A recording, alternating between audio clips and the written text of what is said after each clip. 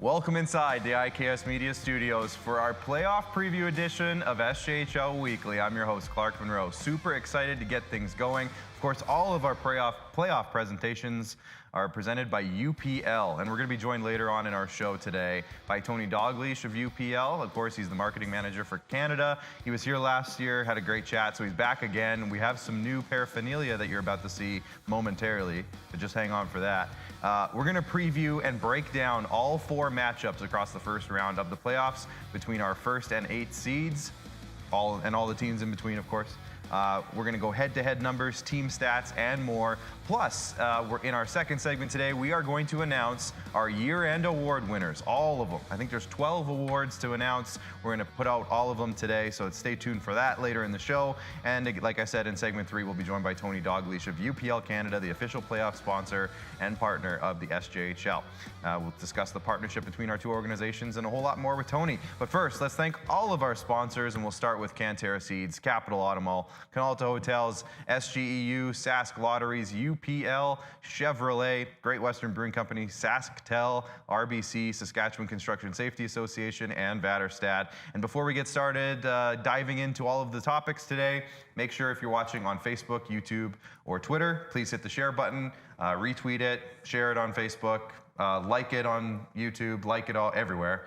And then do your best to engage with us throughout the show. It's playoff time, so if you want to throw some comments in there, let us know your thoughts on the matchups. Playoffs? Playoffs, yeah, it is playoffs. Can you believe it? Don't talk about it. Playoffs? No, we are going to talk about playoffs, Jim Mora. Don't talk about playoffs. Playoffs? Yes. So we're going to do that today. Jim Mora can settle down. Somebody get Jim Mora out of here. Anyways, make sure you comment in. We'll read your comments throughout the show. Like I said, if you have thoughts on the matchups, anything you want to add to our conversation, shoot it in the comments. We'll read it. Joining me today, he's going to add a lot to the conversation. Jamie Neugebauer, Nugsy. I mentioned we got some new paraphernalia on the desk today from UPL. Looking sharp. We'll talk about that later and what that's all about. But dude, it's playoff time. How exciting is this? So exciting. B1 Hockey videos on YouTube. Was saying that he hopes that, I guess it could be a she, I think it's a he. I think it's a he. Is hoping to take home the SJHL Fan of the Year. Let me tell you, there are lots of competitors for that. We got great fans in our league. And I was driving here this morning, Clark, and I was thinking to myself, I believe that when we look back on the 25-26 playoffs, the 25-26 Cantera Seeds Cup final, we are going to say, remember 2025, 2026? I've said a few times this year, I think this season is going to be stupid. It's going to be a case study for people looking at junior hockey leagues for years to come on how things have gone this year. It's flip-flopped, and we'll dive into how we got to this point in a second here. But Jeremy Corrigan. Watch it! Jeremy Corrigan always comes in with the good quotes. Coming in hot. Coming in hot. As I would expect him to. But yeah, give us your thoughts. Paul Druen's checked in. Hey, Paul. Says, let's go. Thanks for having us, Paul. Lobby. Love you, Paul. Look, people keep asking me, and I really appreciate it. People love to talk to me about the SJHL, and I love to talk to you about the SJHL, and I'm sure it's the same with you. Yeah. We just love it. I'm kidding you very People much. keep asking me what my predictions are for this first round.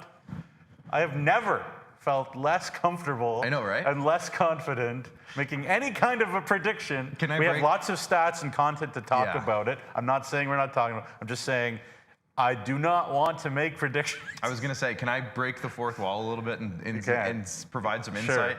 So yesterday, me and Nugsy just kind of one last little chat, figuring out how we want to kind of format today's show and make sure we don't miss anything, get everything in. And I'm like, okay, so when we talk about each teams, we'll do this, this, this, and then we'll do predictions. And Nugsy's like, I'm not doing predictions. I was like, oh, okay, I don't blame you. But there you go. You guys can do predictions. Hey, give it to us. Yeah. We want to hear them all. It's going to be great. And I've at least messaged with every coach. And again, it's going to be juicy. Well, Nugsy, why don't we kind of, if people just got up from a long slumber or maybe possibly lived under a rock for the last few months, let's check in with how we got here. So let's have a look at the league standings as of the end of the season.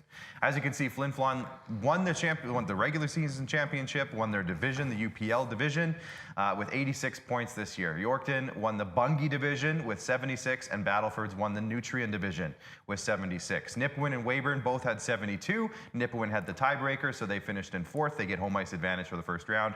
Melfort came out of nowhere after the trade. Well, I shouldn't say out of nowhere. We all said all year long, I expect Melfort's going to come up at some point. Wow. I expect Melfort's going to come up, and then they finally did.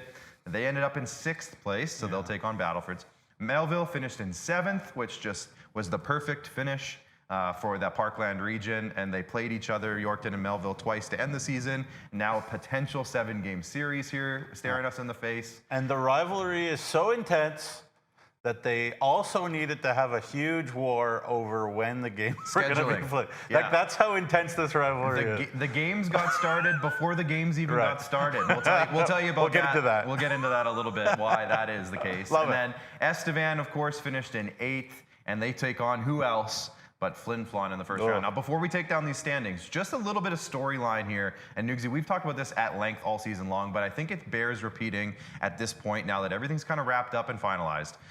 In November, the reason why we keep saying how crazy everything was this season is because even farther back, in October, Flin Flon was out of a playoff spot. They ended up in 1st place. Yorkton in November was in 8th place. They ended up in 2nd. Battlefords at one point was in 1st. Nipawin at one point was in 1st. Weyburn at one point, I think, was in 1st, if I'm not mistaken. Melfort was out of a playoff spot pretty much the entire season. Humboldt and Kindersley were in 1st and 2nd place for weeks, so a weeks-long stretch. They were in 1st and 2nd. They ended up out of a playoff spot. Estevan was in 3rd at one point. I think they might have even been as high as 2nd at one point. They ended up in 8th. And then Warman and Larange, they have such good futures that they were not an easy out at all throughout the entire season. No. If you look at their scores, a lot of very close games, not many blowouts, and in a league, in a junior hockey league, junior A, I should say hockey league, any junior hockey league, usually you'd expect the bottom 2, 3, 4 teams to kind of be not competitive necessarily. These two teams, absolutely the opposite of that. Very competitive, a ton of bright, talented futures on that team. It's exciting. This league was, from start to finish, Nugsy, like I said, it's going to be a case study for years to come for other leagues, other people studying what junior hockey is all about. Our league this year is going to be something to talk about for a long time. Yeah, just no easy outs. And my point about the not wanting to predict anything is, like, first of all, like, again, with no disrespect at all to the Humboldt Broncos, to the Kindersley Clippers, obviously Warman and Larange, like, so much love for so many of the people involved with those teams. They're veterans who are moving on. But I do think that the 8 best teams made it throughout the course of the season. And that's not just Bill Parcells, you are what your standings say you are. I just think that's the way it shook down. Yeah. So as much as we do love the Cinderella story, I don't see any Cinderellas. Right. There's a lot of... there's a lot of firepower. With the ugly stepsisters? What else is in that story? Like, how many award nominees, how many award finalists are on the 8th seed? Yeah, quite a few. How often do you see that? Yeah, quite a few. Like, never. So that just tells you the story. It's been a great year. Let's just check in with a couple of comments here. Kevin Radloff is saying, don't chicken out, Nugsy, on Facebook. he wants your predictions. And by the way, I predict that the Nipawin Weyburn series will be entertaining. Will be very good. The Nipawin Hawks, we had a marketing meeting this morning, and I said, hey, teams, I want you guys to come check in, say hi in the comments section. Flin Flon checked in, they said hi. Nipawin checked in, they put their ticket link in the comments. So just copy and paste that. Get your tickets to the Nipawin Hawks. And Ryder Burns, speaking of Weyburn and Nipawin, you know, he and the Weyburn people were proud of the fact that you can go on the Weyburn Red Wings website and buy online tickets as well. So everybody's modernizing, everybody's working hard, everybody's thinking, how can we do this all better? Everybody's doing their best, and it's going to be a lot of fun. There there were some chirps flying in the marketing meeting this morning. It's gonna be something else. Good. It was a good marketing meeting.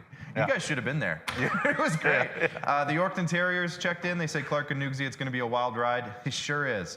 They also said, let's go Terrier Nation. We got Sal Wallish checking in. So, again, we got people checking in the comments. Keep it coming. Jennifer Haas, let's go Terriers, she says. Keep the comments coming. That's just on Facebook. We got a bunch of people watching today, which, of course, we hoped for. So we checked out the league standings. Let's just check out the divisional standings to kind of show you how the divisions kind of, lined up. Yorkton ended up winning the Bungie division very last minute. Weyburn pushed them all the way to the end. You got even closer all the way to the end, I should say. As you can see, that past 10 games for Weyburn, they won 7 of their last 10. Had Yorkton sweating a little bit. 2 of those last 7 wins were against Yorkton right at the end of the year. So very good way to kind of end the year for Weyburn on a high note. Yorkton, though, ended up taking the Bungie. Flin wrapped up the UPL division about 2 weeks ago, but Nipawin was right there with them all season long. It just kind of, they separated around the trade deadline a little bit more. And then Melfort really skyrocketed up the chart. We can't say enough how crazy Melfort's season is, and we'll talk about that when we preview their team a little bit more. And then the Nutrien division, the Battlefords Northstars won the Nutrien a few weeks ago. They were the first team to clinch their division. Of course, that kind of coincided with Humboldt falling off a little bit from where they were at, and Kindersley struggling since the trade deadline. And for a Christmas. team in Battlefords that have had 3 different head coaches in this decade. In the past, 5 years? Right. Well, this decade is only that I guess this decade that we're currently in. That's right. That's what I'm saying. I thought you meant the previous 10 years as a whole. Right. This present, this 2020s. They still just keep winning that division. The Battlefords Northstars just keep owning it was Global Ag Risk and then now Nutrien. They've done that, and obviously Flin has kind of owned the UPL, with obviously an exception being last year. But we've seen some, and then obviously the Bungie has a new good team every year. Every year. There you go. It's a cycle. Wild. The Bungie division's usually a cycle. It's been like that for a while. But I mean, kudos to those organizations, because continuity is not easy. No. But Flin obviously, they've had the same coach. Melfort's had the same coach. A lot of these teams have had the same coach. Battlefords have not. So kudos. Exactly. Well, there you go. There's a snapshot at the craziness, I guess, that is the SJHL from this past season. Now let's have a look, because we looked at the standings. Let's give you a look at the 4 matchups overall. Here's our bracket. Now, again, this isn't a traditional bracket necessarily, Nugsy. You're not going to see the teams on the left play each other in round 2 necessarily. You're not going to see the teams on the right play each other in round 2 necessarily. Everything gets reseeded, so depending on who wins each series, it'll all get reseeded. But here's the matchups. The number 1 versus the number 8 seed is the Flin Bombers and Estevan Bruins, as you can see, top left. Top right, Yorkton Terriers, Melville Millionaires for the 2nd straight year in a row in the first round. The people in what is that, Southeast Saskatchewan, they're probably just loving this the last couple of years. It's so good for both teams. It's so good for the whole area. Let's be real. All the small towns get involved. The Balcarrises, all those small towns that are nearby on the way around there. I got a fun story about that. So we'll wait till we get we'll get to that when we get there. The 6 versus 3, the 3 versus 6, the Battlefords Northstars 3rd seed, of course, against the Melfort Mustangs 6th seed, the 2-time defending champion Melfort Mustangs, with a lot of people from those teams, the players from those teams, still on the roster. And then the Nipawin Hawks, of course, they're a big story this year, because they came from missing the playoffs for a couple years, especially last year. I think, what did they do? They doubled their win total this year as a team. And the Weyburn Red Wings, of course, were in the finals last year. They've been a heavy favorite all year long. They've ended up in the 5th seed. So, hey, welcome back to the playoffs, Nipawin. You got a team in Weyburn who's been a favorite or a contender all season long in the 5 spot. So there's your bracket. Nugsy, when you see this, what are your initial first thoughts? Well, it's interesting. They're all terrific matchups, as I said, but also it's interesting. Only one of them is a divisional one, which you usually see more than one. I mean, it was only 4, but still, there's still terrific storylines on each one of them. Half the playoff teams are from the Bungie division. All 4 Bungie division teams made the playoffs. That just speaks to the, and we could have predicted that probably based on the rosters that were in that division. Obviously, it got a little nip and tuck for Estevan, but a lot needed to go wrong for Estevan, and a lot needed to go right for other teams. For the Bruins, but still, they're not a traditional 8 seed. No, and we'll talk about that more. Well, that's what I mean. That's gonna be interesting. I mean, maybe we'll start right there. Sure. Let's get right into it. We'll dive into the playoff predictions, but the playoff previews now as we dive into the number 1 seed Flin Flon Bombers versus the number 8 seed Estevan Bruins. So let's bring up the teams' head-to-head comparisons. As you can see, the season series between these two teams was a 3-1 season series for Flin Flon's advantage. You can see the team's numbers down there in terms of their average goals for per game and against per game. Flin Flon, of course, scores a lot, and the best part about their team is they also keep the puck out very, very well. One of the best teams in terms of average goals against in the league, and they have a very good goal differential because of it, a +99. Both teams about the same in terms of penalty minutes, but as you can see, the special teams could be a difference in this series, as Estevan, they have the 5th best power play for sure. Not bad at all. Very powerful players, very dangerous players, I should say, on that power play. But Flin Flon's is just a little bit more consistent. And then the penalty kill, I mean, anytime you have Mike Reagan as your head coach, you're probably going to have a good penalty kill. 85% there for Flin Flon, 81.4% for the Bruins. Nothing to sneeze at. Still pretty solid. But Nugsy, when you see all these numbers, you see that Flin Flon has a 3-1 season series advantage. I guess, what do you think of when you think head-to-head Estevan Flin Flon? Yeah, I mean, first of all, I think it's a tough season series to really get a grip on and then translate it into a playoff round, because the 3 of the 4 games that they played was in that January when the Bruins had a tough, brutal month. So to kind of judge how this might go based on, the season series is maybe the toughest of the 4 from that. Now, you think about what happened in those games, obviously Estevan won 1, and then Flin Flon won 2-1 in the Whitney Forum, and the Bruins played as well as anybody in that game at the Whitney Forum, over 60 minutes. So, the Bruins really gave the Bombers a scare. And again, you look at the roster for the Bruins, and we'll look at that for stats in a minute. But the last thing I'll say, I guess, right now is obviously the emotions around that game that happened on January the 30th. The hit from Knutson on Rennie. It's still being talked about. It's still being talked about. And the emotions from that will be something that these two teams have to harness the right way, because that kind of extracurricular type of thing, if you're Estevan, you need to feel like there's a huge chip. You need to feel that emotion and play with that care. This is a talented Estevan team. They are probably better than maybe an 8th seed based on their roster talent. So teams like that often kind of need a little bit of that get up and that juice to get flowing for them to be really into it. But they need to handle that the right way. They need to stay out of the box. I know they got to be looking for every type of billboard material they can get. And the Bombers on the other side, just skate away, take your power play. Whatever. Whoever handles the discipline piece, my point is going to be enormous in this series. But the goals were 16-5 combined in the 4 games in favor of Flin Flon. Plenty of shots. One of those was a 7-0 game. Well, one was 7-0, one was 5-0. Right. And the second one in the Whitney, Bruins kind of ran out of gas because they spent a lot on the first game at the Whitney. It's the way it goes. But the travel is going to be a story.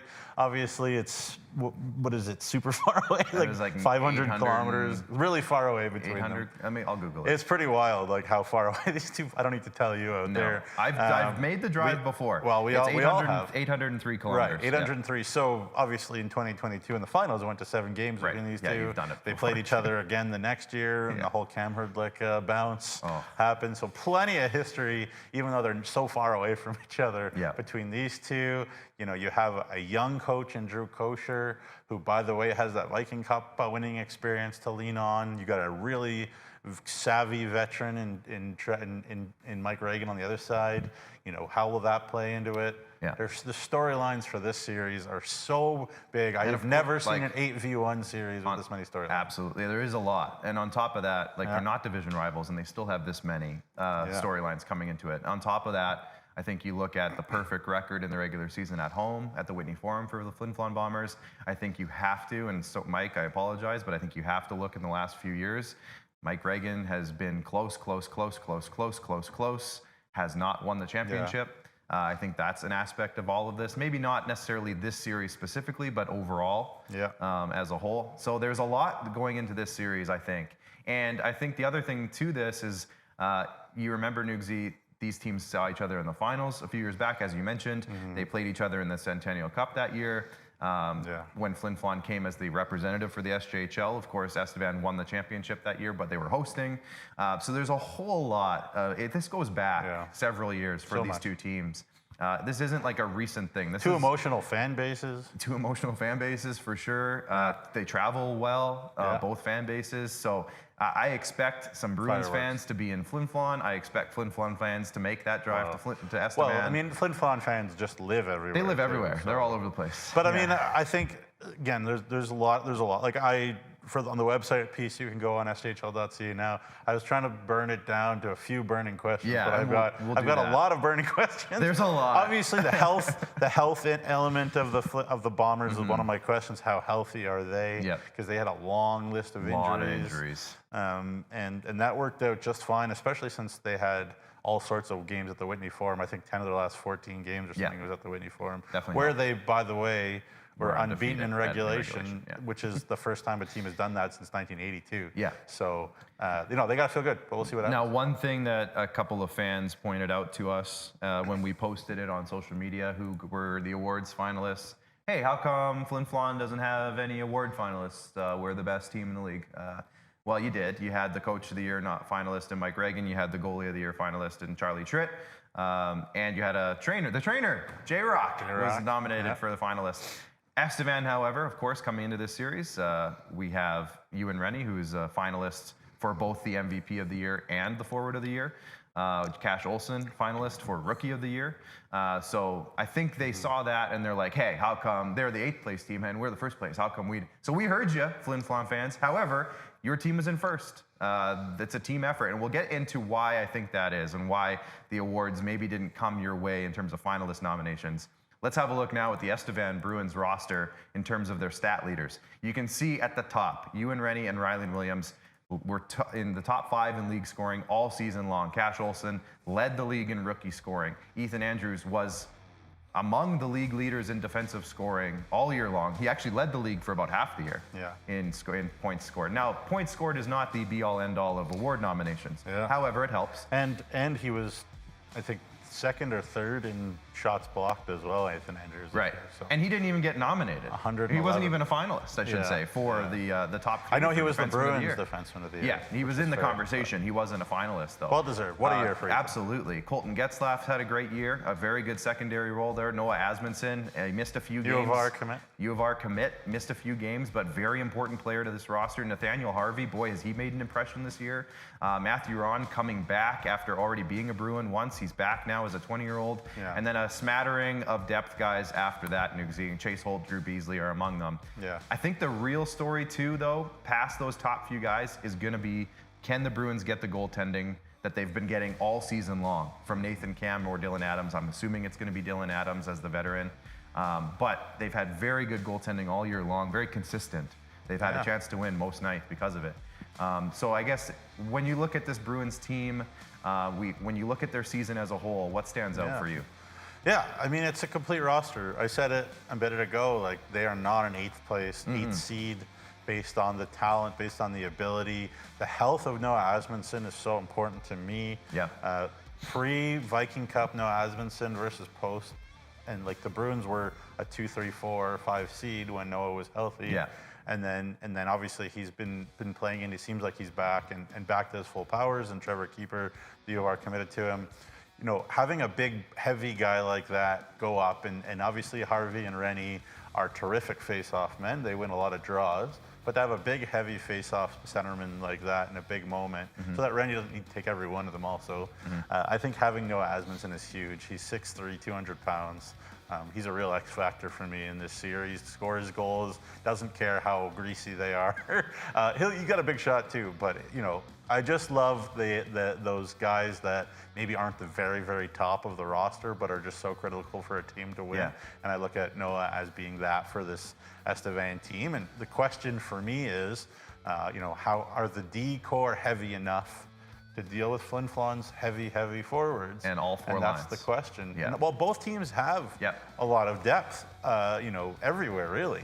So this, roster-wise, if you said this was a playoff series at the beginning of the year, we probably would have been like, second round? Yeah, finals? second round or like the 4 or 5 maybe. Like, who knows? But that's the way it turns out. But this is going to be entertainment right from the beginning. So now the reason I think that I agree with you very heavily that Noah Asmundsson is going to be an X factor in this series, I think Colton Getzlaf's in that conversation.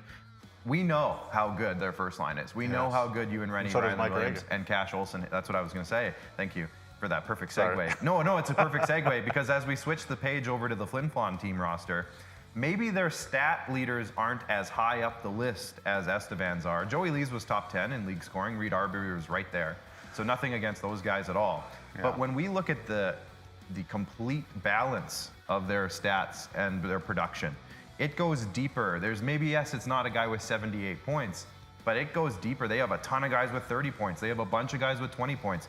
Their defensive group is one of the best in the league, especially after the trade deadline, getting Ryder Knutson to come over from Humboldt, adding him to that group that was already very good.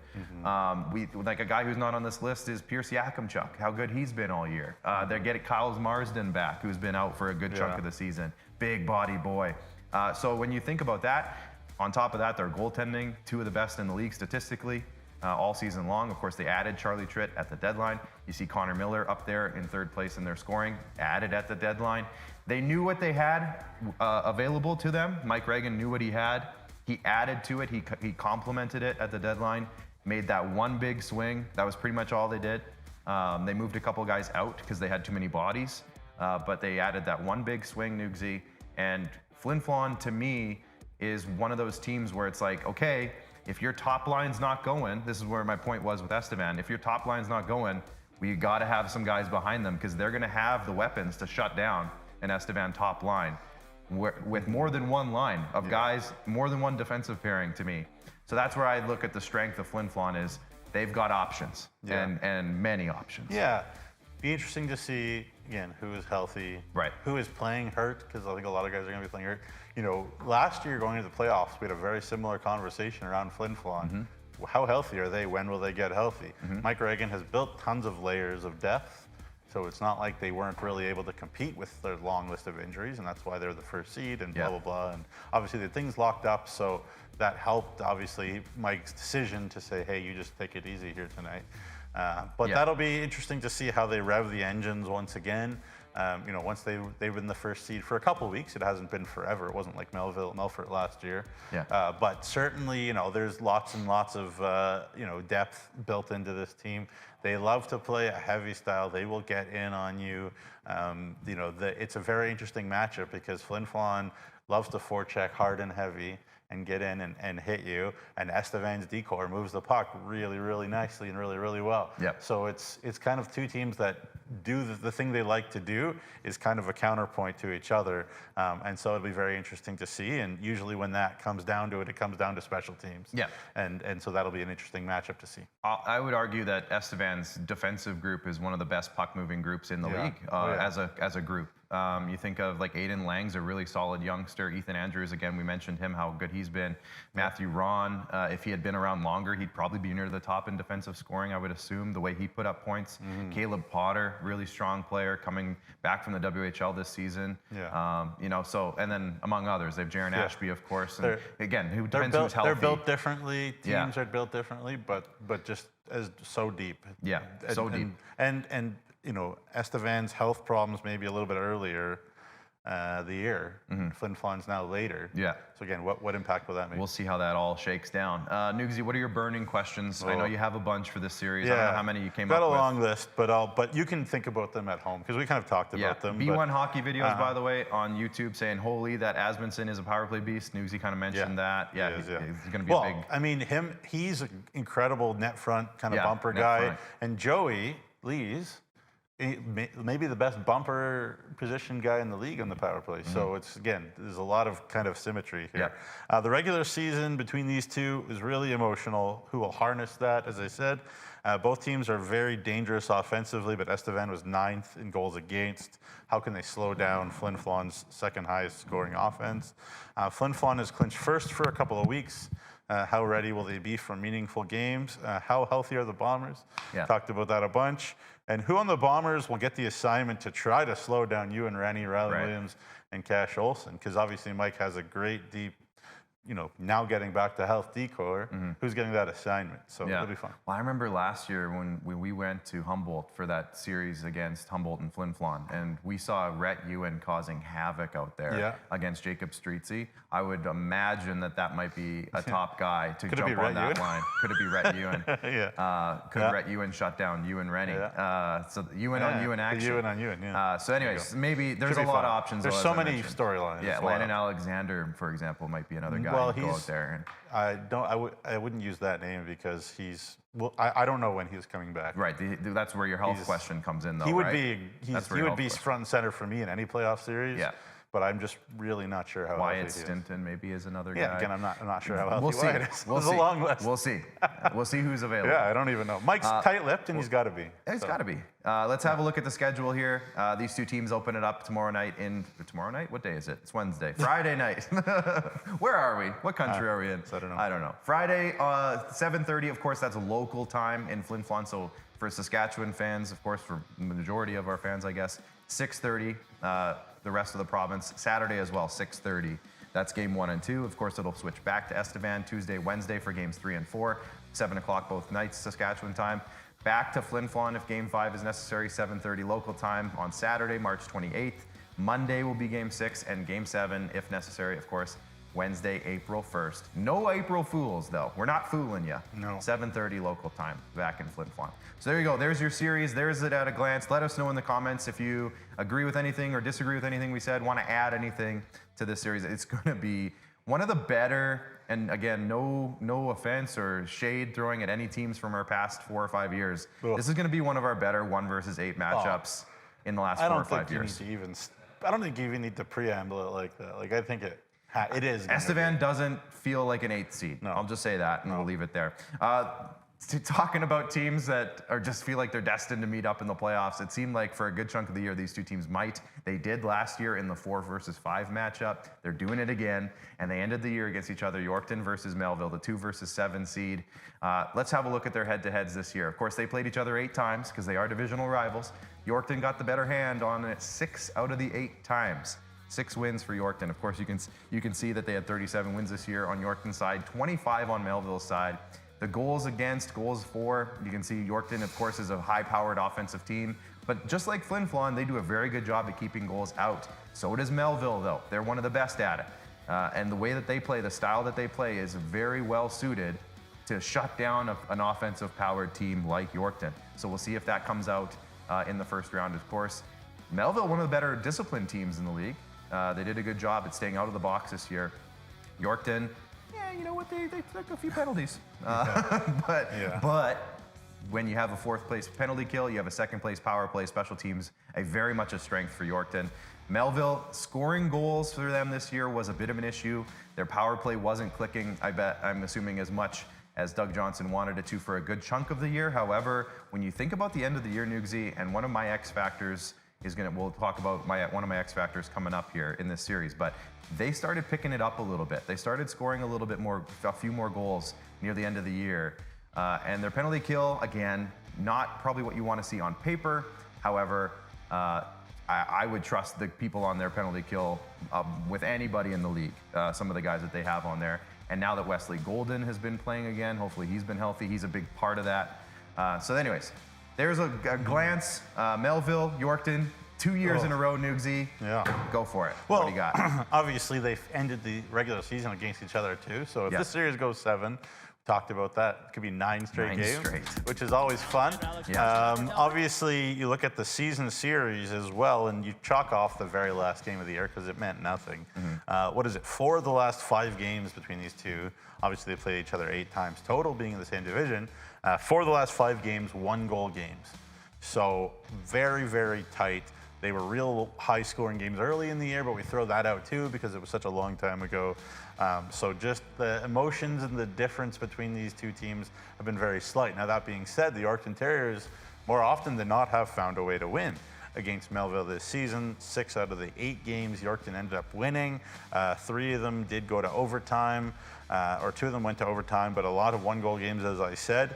And the thing that is the biggest matchup for me in this series is Matthew Spencer-Dahl versus Callum Craig. Yeah. Spencer-Dahl in net, you know, you look at those stats, that is the whole year, and that's obviously the sample size you got to look at. But everything has clicked so much better into place for Melville since as long as Matthew Spencer-Dahl is healthy and in net. And that really helps just so much, you know, for a team when their number one goalie is solid. And no, not to say that Doug doesn't trust, you know, Preston Patnod in net too if he needs him to, but I think it'll be MSD versus Callum Craig in this one. Now, neither of those guys have been like the number one guy, so we'll see what happens. Just to add to your point, to emphasize how important Matthew Spencer-Dahl has been for this Melville Millionaires team, they had 10 goalies listed. 2 of them didn't play, but they were APs or backed up. They had 10 goalies listed on their stats page this year. Crazy.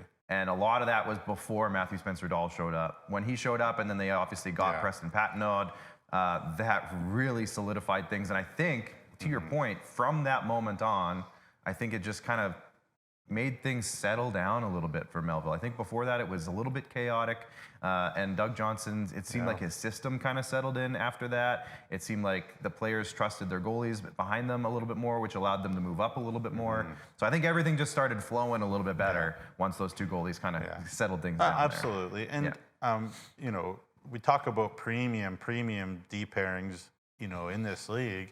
We've got 2 of the premium super D pairings in this league. You have Tommy Rees and Gavin Bartha on one side. I'm sure Cale Margolis will see a lot of Tommy Rees in this series.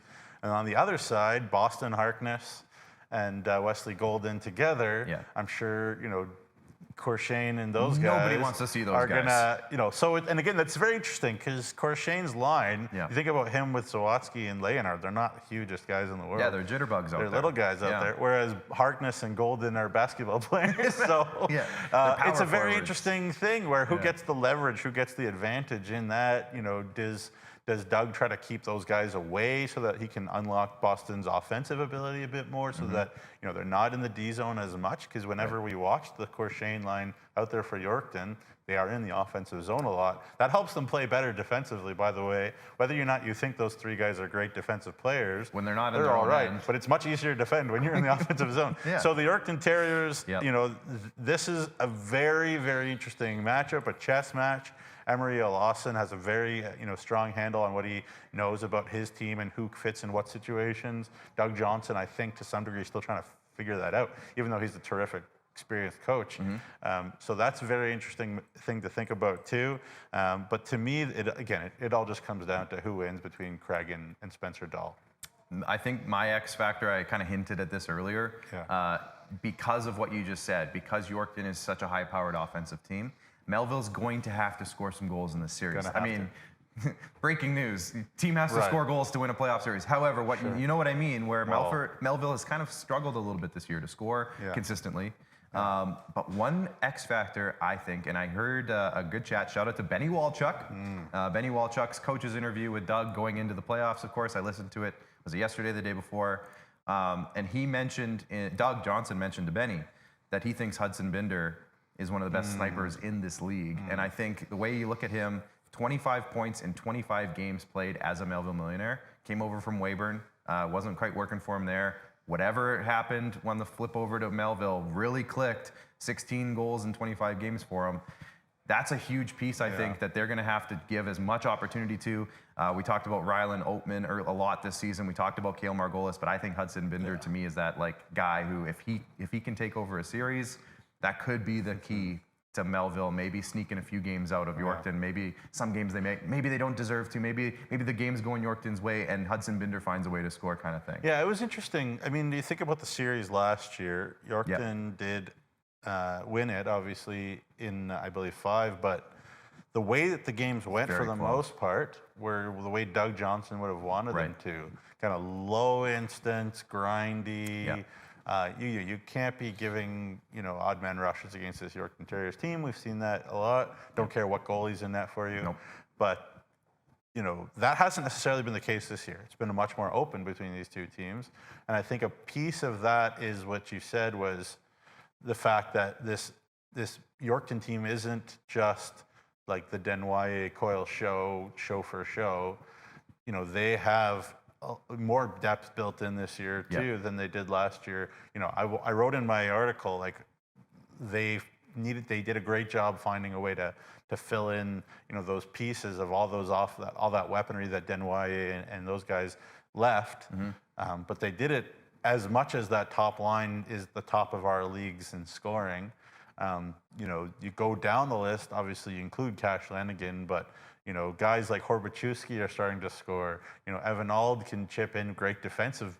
They played great defense as well. Obviously Nate Gray is back up. They got Bartha. They got Palin on the back end to chip it. Like, there's so many ways that this Terriers team can beat you as opposed to maybe last year. So they're a little bit year older. I think that also helps them. But it's it's going to be a very, very hard to predict. You're like, what are you predicting? So hard to predict this series, all these series. It's crazy. William Leonard, of course, we talked about him a lot. Obviously, how good he is. He's not the depth. He's on the top line, but boy, has he been good. Tylen Henriksen. Vinny Junick doesn't get enough credit. Valance is back. He doesn't get enough credit. Like, the list goes on. Yeah, for sure. So it's going to be, I think, let's have a look at Melville's stats, because this will paint a bit of a picture here when we look at the comparison between these two teams. Again, Melville has been very good this year at keeping pucks out. One thing they haven't necessarily been consistent at, I'm not going to say they've been bad at it, I'm just saying consistently, is putting pucks in the other end. However, Cale Margolis has been doing it all year long. He's been very impressive. Boston Harkness tied for the league lead in points by a defenseman. Rylan Oatman came on so strong at the end of the year. Hudson Binder, upon arrival in Melville, really turned his game to another level. And then you got guys who have been here before. Matthew Edwards was in the finals last year with Weyburn. Preston Bearwald has been here in previous leagues before. He's obviously young, but he's been here in his other leagues prior to coming to the SJHL as a youngster. The other guys, they have some very good complementary pieces that are there that maybe we didn't see a ton of production from in the regular season, but they have the skills and abilities to do it. So will it come out in the playoffs? Will we see a playoff hero come out of the Melville Millionaires? But I think the hero we're talking about, you mentioned him a few times, Matthew Spencer-Dahl is going to get the workload in this series. He's going to be a huge, huge factor one way or the other, I think, in this series. And knowing how good he's been so far, he might lean towards being a bit of a bigger factor for Melville, I think, the way he's been playing so good. On the other side, Yorkton, this is where the picture gets painted a little bit because their scoring is a little bit deeper in terms of production for the Yorkton Terriers. So as we flip over the screen to the Yorkton Terriers page, it'll happen. There it is. You can see a lot higher numbers in terms of points on this side, a little bit deeper down the list. As you mentioned, Evan Ald, who had a really solid year defensively. He had 28 points, Nukes. Aiden Valance started slow, came on really strong. Tylen Henriksen, such a good performer all year long, a leader. And the list goes on and on. Callum Craig led the league in goalie wins. Maybe his stats weren't his save percentage specifically, maybe wasn't as high as some of his colleagues around the league. However, guy wins. I'm not worried at all about numbers for Craig. 909 and 274 is very respectable. Good. Emery Lawson has no training wheels on this team. Like, they play an entertaining, exciting, transition, high-paced game, and sometimes, when it doesn't go right, that isn't easy for a goalie. So Callum, incredible attitude, incredible teammate. Talked to Emery about him. We had him on the show.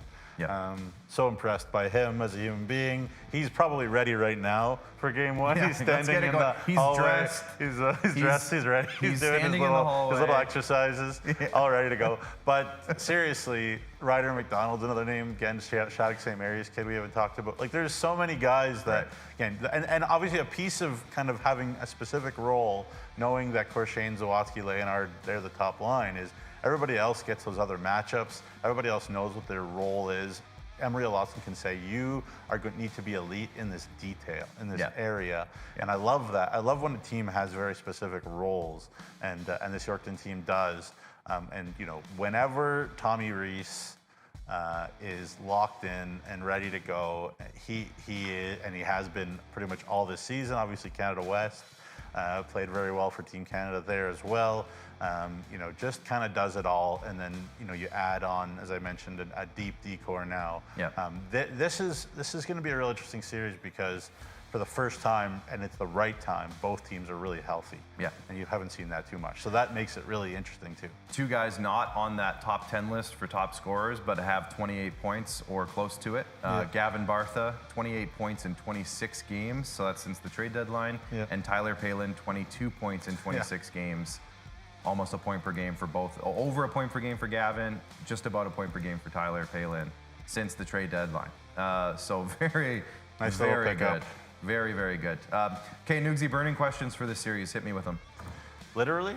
Yeah, don't, because you're gonna have to throw your computer at me. All right. So don't do that. All right. Whose playing style will be the norm in this series? Right. Even game to game, right? Yep. Yorkton's high octane, Melville a bit more methodical, the Doug Johnson way. The key matchup will be Boston Harkness and Wesley Golden against the Corshane line. Who has a better series, that pair or that line? I think that'll tell big tale. If Corshane's lighting it up in company, then sorry, Melville, that's tough. Both #1 goalies proved to be elite.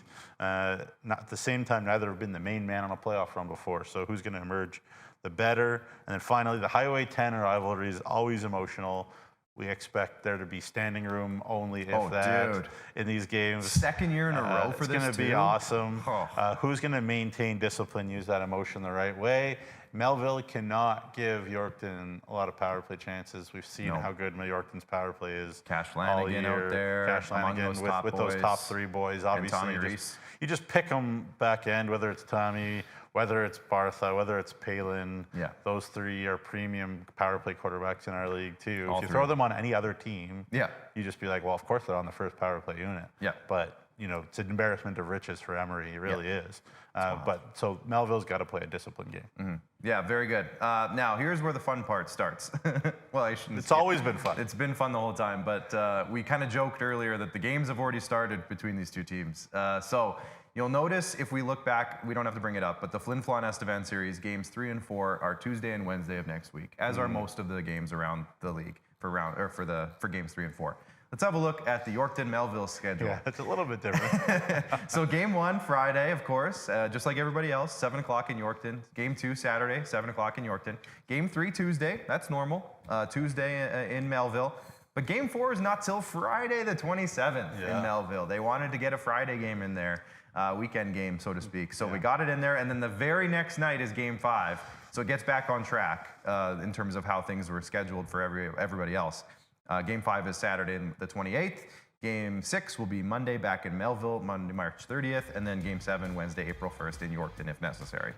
So there you go. It's been a little bit of they were trying to figure out how to get some extra, butts in seats, and they decided to, because they're so close, the teams don't have to travel, stay in hotels, et cetera, They could play around a little bit more. What a compare and contrast from the 8 versus 1 to the 2. So yeah, 20 minutes away, 8 hours away. Big difference. Yeah, it's pretty well. So Welcome to Saskatchewan. The game's started already. It's going to be a great time. And like you said, Callum Craig's probably full equipment, ready to go. Emery Lawson's like, Callum, we got to practice. And Callum's like, I'm ready to go, coach. Just put me in. Let's go. Yeah. So there you go. There's your 2 versus 7 preview. Yeah, it's going to be so good. So good. The 3 versus 6 still keeps it on rolling because the Battlefords Northstars are taking on the Melfort Mustangs in the 3 versus 6. As you can see, though, Nugs, maybe it's not a traditional season series between a 6 versus a 3 seed. Melfort took a 3-1 series advantage in the regular season over the Battlefords Northstars.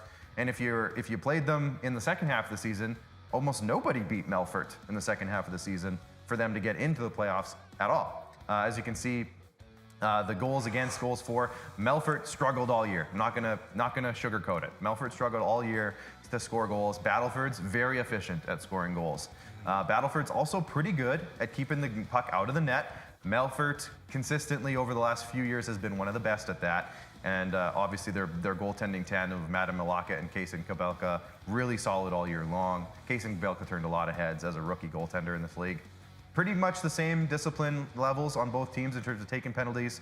Melfort's special teams, not what we're used to seeing out of them, but picked up at the end. And then Battleford's was very strong all year long in the top 4 or 5 more or less in both categories. So when we see these two teams, Nugsy, not division rivals, but it seems like it kind of. They play. They're not that far apart. So we know fans are going to be at both rinks. It's going to be a great atmosphere at both rinks. So when you see these teams, what stands out? Because this is a really interesting matchup. Yeah, I mean, I don't know who's the underdog. I don't know. I don't know who the underdog is, honestly. I mean, like, the people are like, oh, how many upsets are there going to be in this? I'm like, what upsets? Well, are there any upsets? It's the Jeopardy question. Is it possible? What is an upset? Yeah, it's like, come on. I mean, Kaysen Kabelka has saved some of his best nights this year for the Battlefords Northstars for whatever reason. All three of the Melfort wins were Kaysen Kabelka with 938 plus save percentage type performances for the Melfort Mustangs. I spoke to Trevor Blevins, said, what do you think of the Battlefords Northstars? The first thing he said, really interested to me, they're really well coached. Yeah. And Connor Logan is 29 years old, but the impression he has made on the other coaches, clearly with the play of his team in this league, obviously that speaks to a lot. Obviously, that more than anything speaks to the players, that the work that they've done, the togetherness, the connectivity of the Battlefords Northstars is so impressive. Obviously, they have a very, very clear top pairing, and that top pairing does play a lot. So one of my burning questions is, can Gavin Granger and Lincoln Fisher deal with the pressure, the intensity, and the forecheck that the Melfort Mustangs are going to lean on them? Like, they're not the biggest guys. Like, Lincoln's obviously not a big guy at all. Yep. Gavin's a little bit bigger, obviously a little bit older, but we'll see whether they can handle that, because Trevor Blevins is going to say to Austin Shepard and his little squad there, go in and make their life miserable in the corners, be it at the Palace or be it at the ACC. So Granger and Fisher better get their Wheaties in there. One thing that's been really interesting about this series in the regular season anyways is that neither teams have really had any success on the special teams.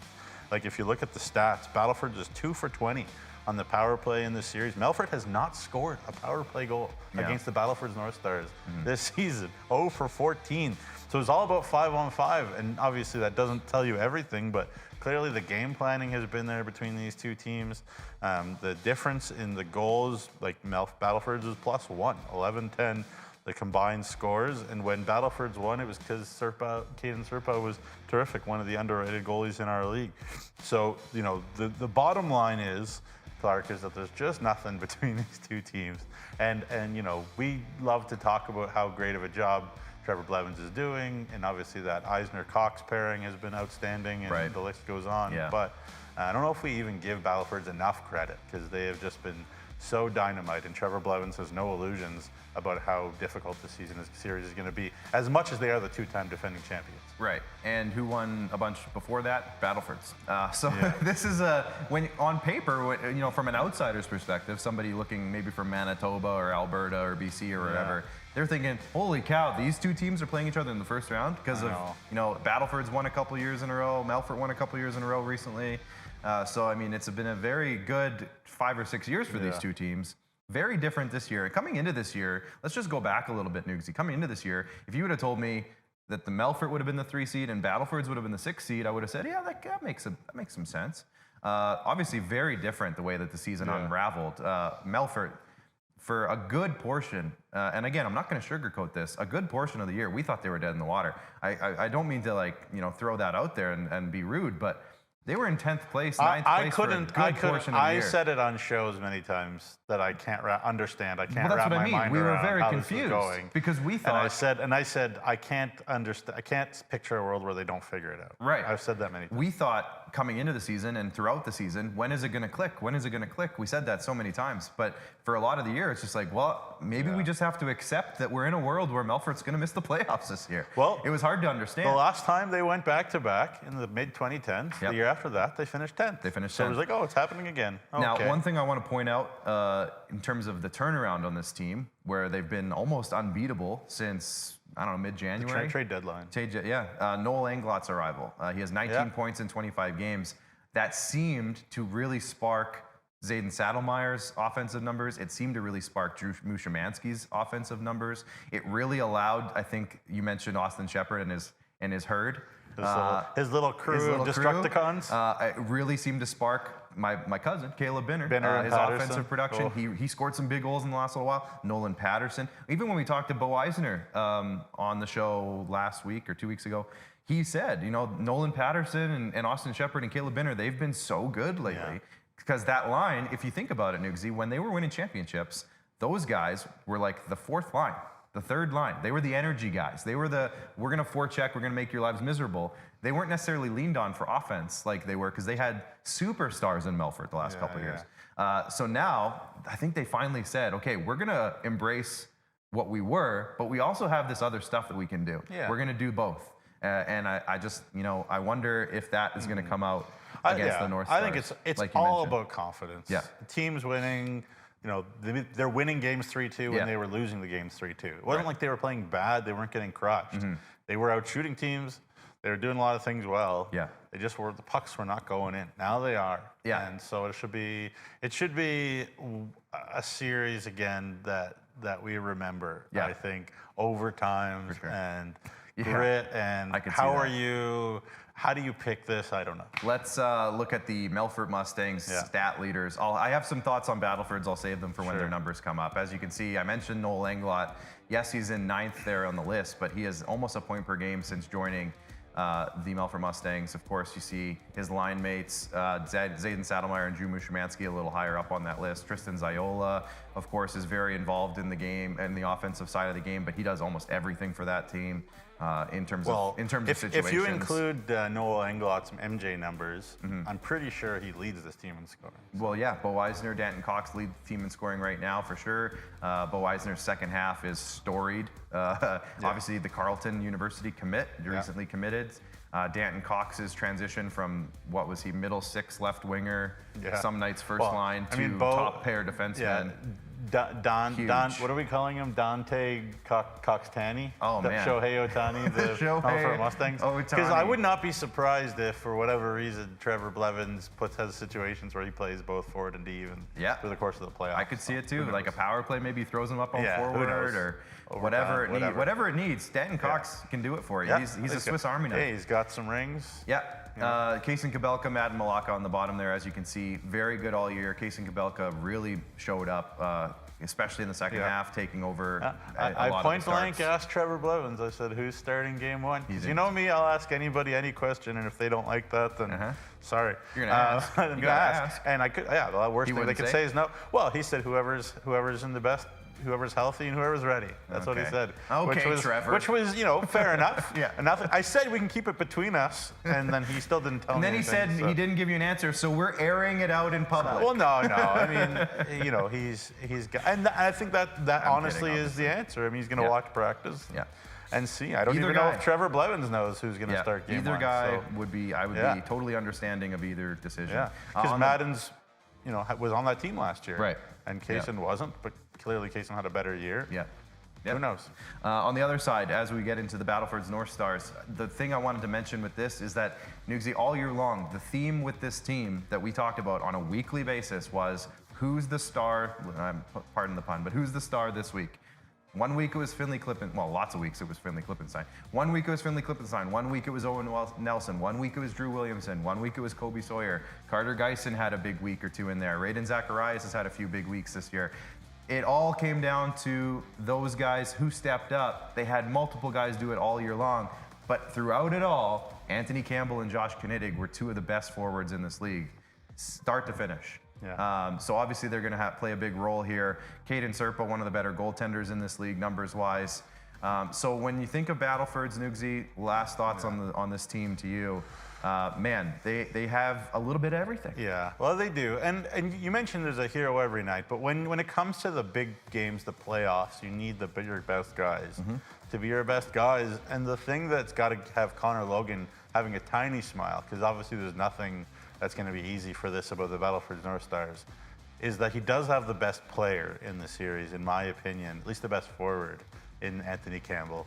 That guy has done everything for Battlefords. He did it all for the Viking Cup team as well.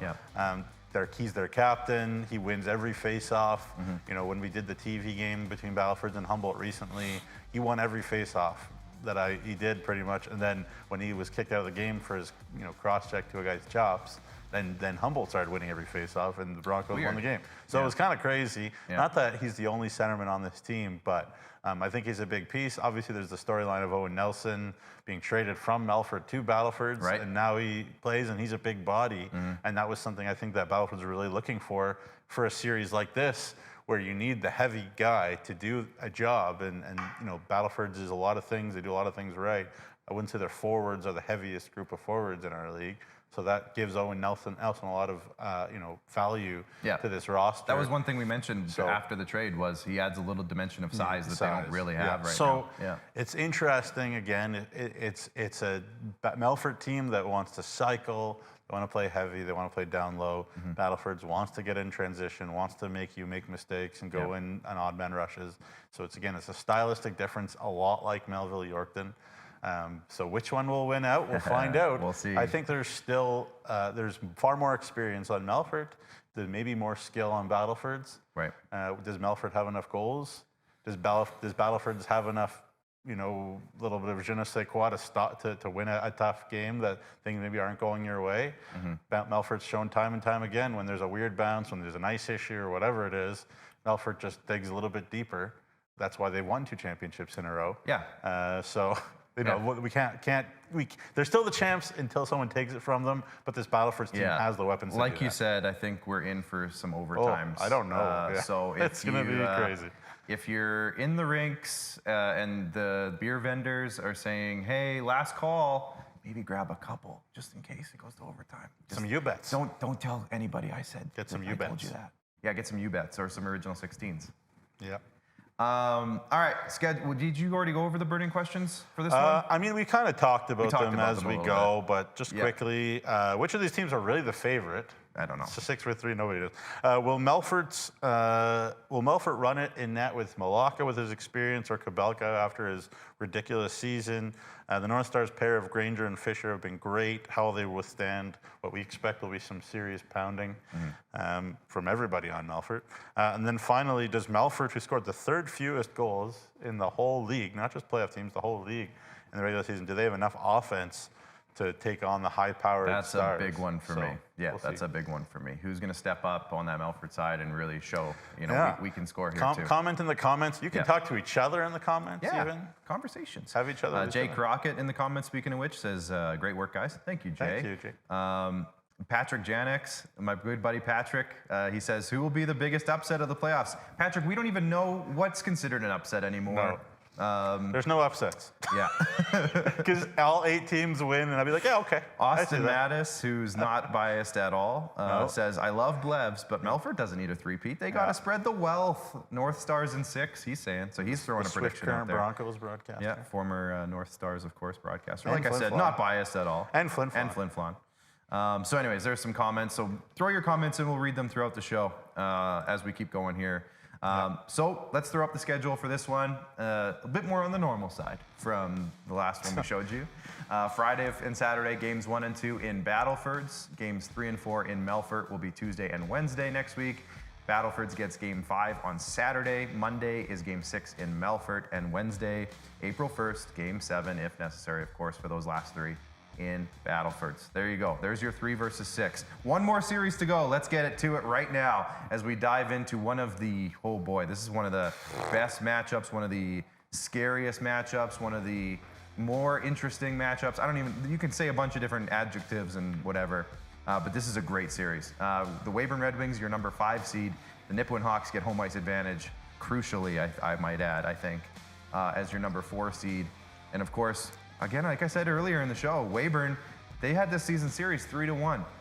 Nukesy will dive into that a little bit in a sec as to how those games might have gone. But Weyburn all season was one of those teams where we're like, I think they're a contender. They're a team that we're maybe going to throw in that favorite category, that contenders category, that, that kind of team. They ended up in 5th, which, they were top 3, top 4 all season long. Yeah. So for them to slide to 5th was a bit of a surprise. They went through, I'm not going to call it a rough patch, but they went through a patch where they just couldn't find some consistency for a few weeks. But they found it near the end. They won some big games at the end of the season, and they won 7 of their last 10. So great way to go into the playoffs. On the other side, Nipawin, they were a top 4 team for 96% of the season. They slipped down to 5th, I think, at one point. But they were, from right at the beginning of the year, very, very solid. We knew that coming into the year, they were returning a ton of guys under Tad Kozin, head coach, who's up for the Coach of the Year finalists, as one of the finalists, I should say, for Coach of the Year. Very, very solid roster. They added to a strength. They added Brendan Olsen earlier in the year. They added Braden Jockums. So they had a good forward group. They added those 2 guys, made it even better. They got some defensemen to step up throughout the year, and Gage Roberts has been one of the best all season long in the net. One of the Goalie of the Year finalists. So very good team on both sides, Nugsy. We're looking at a series, I think, that could go not just the distance, but like overtimes again, overtimes. This is going to be a great, great series. It's going to be something to watch.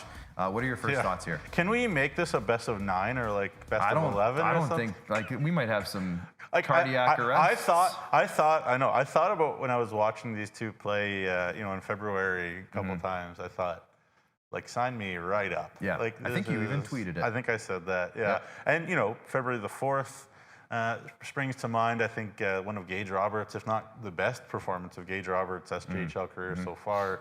39 save shutout at home against this Weyburn team that, by the way, at the time was en fuego. So it was a situation. It's a situation where, again, just like the Yorkton Melville one, we have a goalie that we think we're pretty sure about here with Gage Roberts, and we have a goalie where we're not 100% sure about in Joey Rocha on the Weyburn side. Now, a lot of people that know Joey, around Joey, say, Joey will be fine.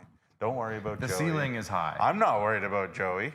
And I'm not saying you should be worried about Joey Rocha. Obviously, he's got lots of Western League experience. He's got lots of hockey experience, just generally. Obviously, he's been around the block, 20-year-old goalie. So, it is going to be on him to sort of figure this one out. Now, that being said, Nate Stevens continues to impress as well for Weyburn. So could we see both Rocha and Stevens get action for Weyburn in this series? Would not surprise me. But it does, come down to that. The last couple games between these 2 teams were very low scoring, 2-0, 3-2. 1 win each in those 2. The first game of the year back in October was a Weyburn blowout in Weyburn. So you kind of throw that one out, I think. But neither team have done well against each other on the power play this year, just like in the Melfort Battlefords series. Both teams, really get out and skate. Both teams like to play a heavy game. Now the question is, and I'll throw this to you actually, because I don't really know, is how important is Weyburn's run to the finals last year in guiding them towards understanding what playoff hockey means this season? Whereas the Nipawin Hawks, we talked about it a lot, this season was a big turnaround season for them. Well, not only, Nugs, I'm going to add to what you just said. Not only, I think, are the guys who came back from last year's Weyburn series or Weyburn run to the finals going to be extremely important in this series, they also added Will Munroe earlier in the year, who was with Melfort during their run last year as well. Can't beat him, get him. Yeah, because if you can't beat him, pick him up. And Will Munroe, if you recall, was very good for Melfort throughout the playoffs. A very important secondary piece on that roster, because obviously we remember they had such that amazing first line.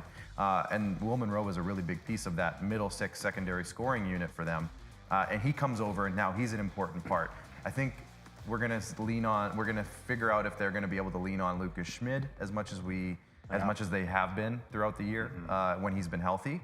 Is he going to be 100%? I think he's an important part for that Weyburn roster. A guy coming back from last year. How good was he in the playoffs last year? Yeah. So if he can be a guy that they can lean on, that'll be a huge difference one way or the other. But yeah, no, I think it's going to be very important. The guys coming back from last year, and they have a good chunk of guys. Obviously, they're adding the likes of Ryland Pierce is a big piece as well. To that, like, he's one of the best defensemen in the league, bar none. So to have him added to this group as well, I think that's a big piece. Well, so on the Weyburn side of things, you mentioned their Ryland Pierce. Obviously, that's massive to kind of add that maybe heavier number 1 D-man, as good as Max Chakrabarty was for Weyburn last year. Different type of player. And obviously, Ryland Pierce is committed to the University of Regina too. The expectation is that Lucas Schmid and Simon Martin are at least very close to returning for Weyburn, so that is enormous news as well. And that, huge. When Lucas Schmidt is in, their lineup just is that much deeper. When he's out, they look thin all of a sudden. It's kind of weird. One guy makes such a big difference that way, but that's the way it is. When you take 80% of the team's face-offs. Yeah, and wins every one of them. And wins and obviously he's very good for Josh Sale, and he's very good for Drew Moldy to not have the whole role of sort of the leader up front like that.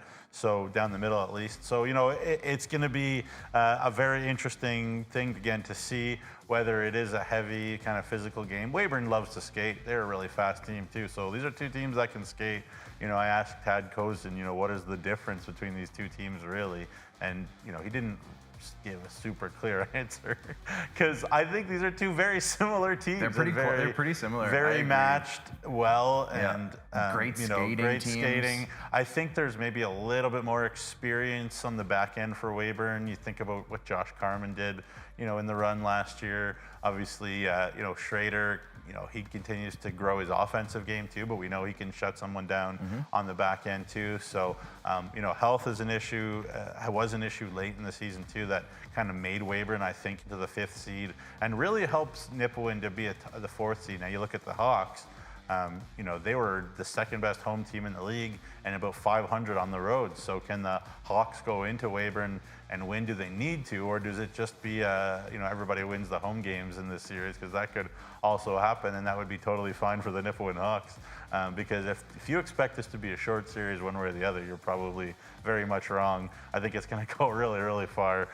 So it should be very interesting. Obviously, we'll look at, how can Eric Hoynes, Mason Karkachuk, and Sean Shields, will they get the assignment for sure of Carman and Pierce on the other side for Weyburn? It looks like that would be the case, but then obviously Nipawin's forward depth is as good as any in the league. Yeah, I didn't even say Braden Jochum's name right there, and he's on a 10-game goal streak or something like something crazy, minor, like a 10-game ridiculous goal like streak. that. So it's a matter. It's a matchup of the experience of Weyburn and the depth of Nipawin, and which one will win out in this one. Well, let's have a look at the stats. Let's go to the Weyburn Red Wings stats page. As you can see, Josh Sale led the way, 23 goals, tied with Drew Moldy for the team leading goals there. Will Munroe, great pickup midway through the year. Callis Pierce, a great first year in the SJHL with 47 points, 2nd on the team in goals, 3rd, I guess, depending on how you look at it.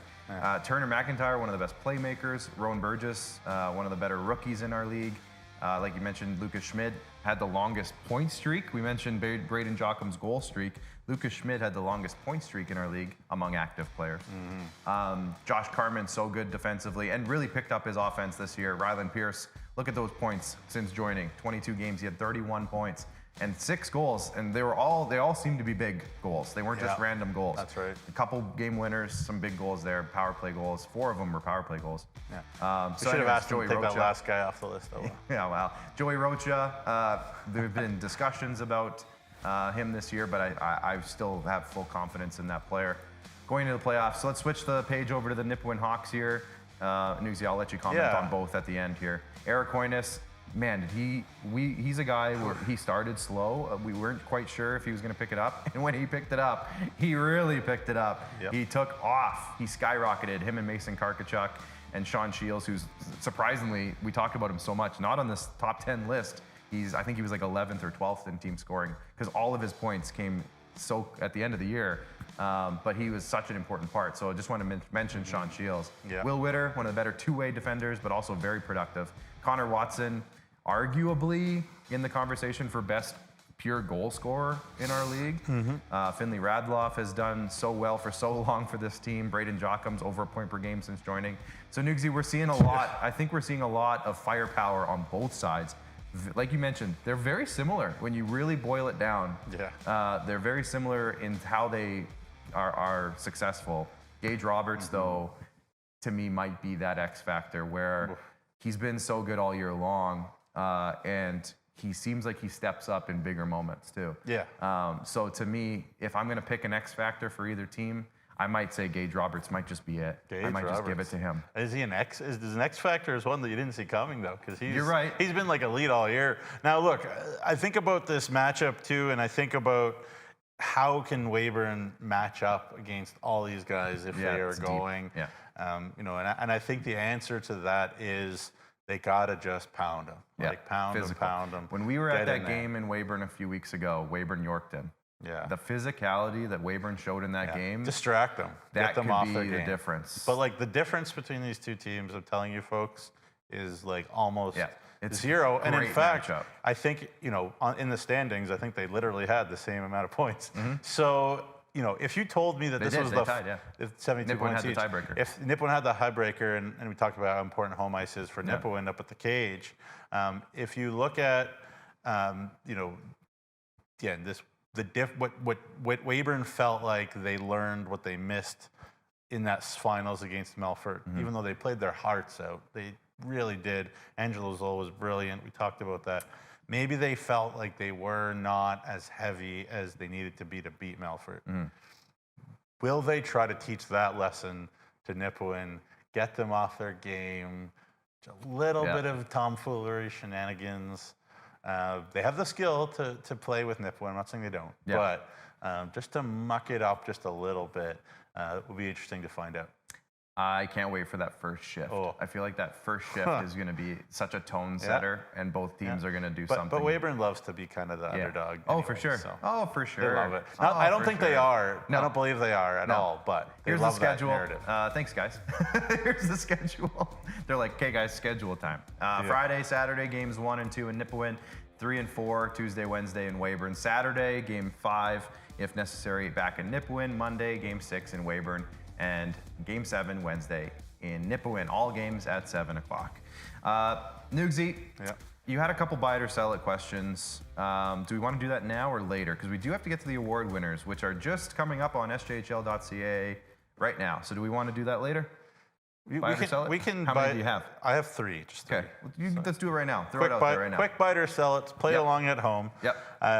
Number 1 is there'll be 2 series winning teams that will use 2 different goalies over the series. 2 goalies that they win the series? Yeah. I'm going to say sell it. I'm going to say I think the teams are going to ride guys. So I think we'll go. I'm going to sell that one personally. Fair enough. And the second one then is... I could see 1 though. But I can see 1. There you go. 2 lower seeds will win round 1. 2 lower seeds? I'm going to buy that. I'm going to buy it. I think there's something in the air this year. Something's going to... Because like the original thought was like, there'll be 2 upsets. I'm like, what is well, an like upset? even let's just use if Weyburn wins for an example. I don't see that as an upset. If Melfort wins, I don't necessarily see that as an upset. No. Even to the extent Melville wins, I don't necessarily see that as a traditional upset. Because like I said, there's just Estevan, maybe I'll lean that way a little bit. But I don't know. Not big upsets. No. So I just said lower seeds. Keep it simple. Lower seeds. And then the last one is, as I mentioned, Flin Flon did not lose in regulation at home. And now obviously it doesn't matter if it's overtime or not anyways. But Flin Flon will lose a game at home in the playoffs. That's I'm going to say they won't. I'm going to say they won't. Just going to win all the way through at the Whitney. Well, there's some magic in the Whitney every year. But the only time I could see it is when it gets like to the 3rd round, and we're talking double overtimes or something like that. There you go. Well, hey, if there's somebody that knows the Whitney Forum, it is the Williams family. Because Dawn Williams, of course, the mother of Rylan Williams, is from Flin Flon, and he plays for... We did ask Rylan, who do you want to play more in a game, Battlefords or Flin Flon? And he said Battlefords, which is fair because he had all those years in Battlefords. But I'm sure Flin Flon's a very close second for round. It's going to be fun regardless. All the way through, it's going to be great. Well, we're going to take a break. When we come back, the award winners for 2025-2026 coming up after this break. The Price Beat Guarantee is back at Capital GMC in Regina. We will beat any price on any new vehicle from any competitor, or you get $500 cash guaranteed. The Price Beat Guarantee at Capital GMC in Regina. At Vanderstad, we're partnering with North American farmers to create the perfect emergence. We're doing this with new and innovative tillage, planting, and seeding solutions, optimized for the field conditions that you face, and with industry-leading capacities to help you get the job done in short windows of time. so you can maximize yields. Vatterstad, we look forward to growing together.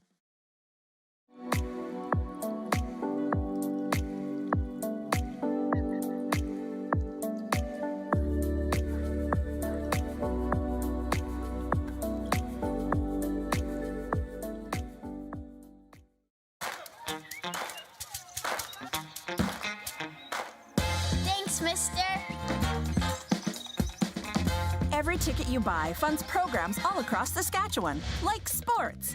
Buy your tickets today.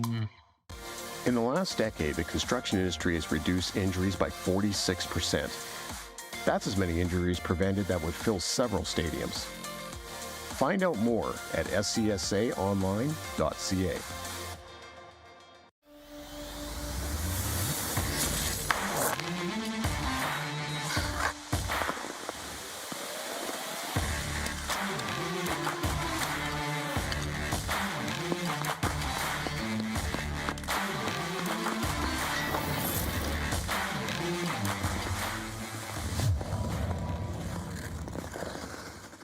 Feeling like your dreams are out of reach?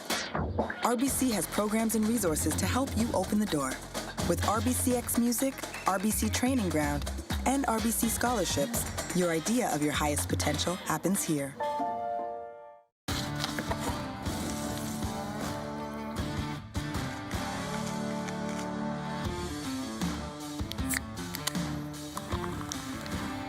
Original 16. Celebrate things done well.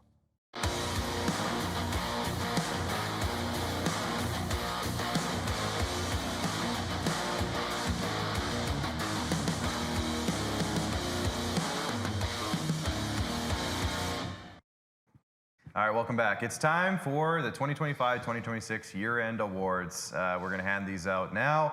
We put out the finalists last week, and if you're checking out social media and the website, you'll see that they're starting to trickle out as well. So let's get to them right now. We'll start with the SJHL MVP of the year.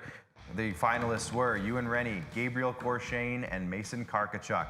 The winner is Ewan Rennie of the Estevan Bruins. Nugsy, a very important player to that roster. Value is a great way to put it in terms of just what this player meant to this team. Wins faceoffs, 78 points, 31 power play points. So crafty, so shifty, so many little things away from the puck too in the offensive zone. What a treat to watch. And Ewan Rennie, don't sit down yet. You're nominated for the next award too. Let's get to it. The Borgo Forward of the Year. It's the same three guys. All three guys, all nominated for this one as well. And the winner for this one is Ewan Rennie of the Estevan Bruins, has won both the Forward of the Year for Borgo and the SJU MVP again, Nugsy. You just mentioned it. One of the more dynamic and electric players in our league. When he was out of the Bruins lineup for those few games, it made a big difference. You noticed. He is very impactful for that team. He's going to go a long way if they have if they want to beat Flin, Flon and go deep in this playoffs. Ewan Rennie's going to be a big part of that for sure. The SaskTel Goaltender of the Year category. We'll start with Charlie Tritt, Gage Roberts, and Callum Craig. Of course, Charlie Tritt and Gage Roberts, they both tied for the Shutout King Award. They both had the most shutouts, tied for it in the league. Callum Craig led the league in goalie wins. The winner of this year's SaskTel Goaltender of the Year, Charlie Tritt of the Flin Flon Bombers, I'll say / Humboldt Broncos. Of course, he was part of that huge blockbuster trade at the deadline. Nugsy, this guy, start to finish, really had this award locked down, I feel like. Yeah, absolutely. Just remember even watching him from that first game of the year between Humboldt and Warman. I was like, who is this guy? Just stops everything. Yeah. Great guy. Yeah, great guy. I'm really, really deserving of this award. They've really dominated this year numbers-wise.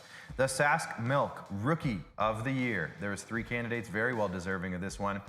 Cash Olson, Cash Lanigan of Yorkton, Cash Olson, of course, of Estevan, Kaysen Kabelka of Melfort. And the winner of the Sask Milk Rookie of the Year is Cash Lanigan of the Yorkton Terriers. Cash Lanigan, what an impressive player. Underage, of course, does it all for Yorkton. Didn't lead the lead in rookie scoring. Cash Olson led the league, but only a point behind. And very impressive player, Newsy. Yeah, really impressive coming off of the TELUS Cup, obviously there with the Pats Canadians, and absolutely terrific from start to finish. Not just offensively, he understands that there's enough time in a shift to hit somebody and score. Yeah, for sure. Great player, and congrats to the other finalists in this one as well.